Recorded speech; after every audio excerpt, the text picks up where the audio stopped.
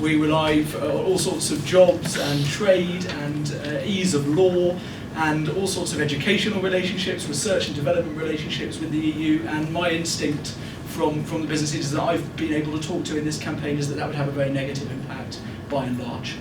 The Institute of Economic Affairs have rebuffed the myth of the Lib Dems of the 3 million lost jobs.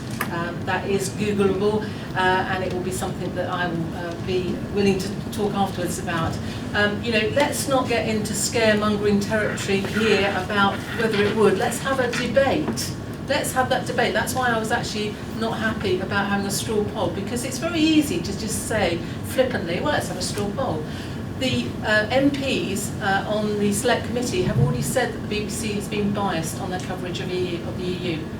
So let's have that debate. Let you decide by hearing all the facts and figures about the EU, and that does include what UKIP are saying about it, and let's have that sensible debate, and let's give the public that referendum, which I think you're entitled to, because you've never had that.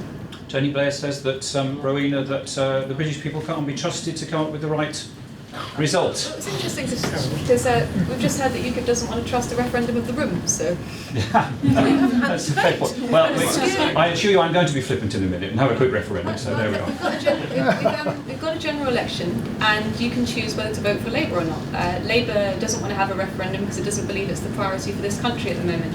I think that there's much that the EU doesn't do brilliantly, but there's also quite a lot that it does quite well, and I think we need to look at reforming particularly regulation and red tape, which is difficult and strangles business. But I agree we need to have the debate, and that's why I was one of the 83 MPs that rebelled against the Tory party and said that we should have a referendum early. It was one of my few rebellions against the government, but it's now become official party policy, so maybe I pick my battles well. Absolutely.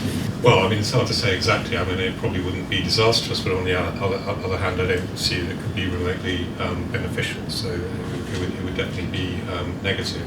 The Green Party would offer a referendum just because, frankly, we think it's time to get this question out of the way once and for all, so that we can move on and the next generation can have it settled, and we don't constantly have this argument every 5 years.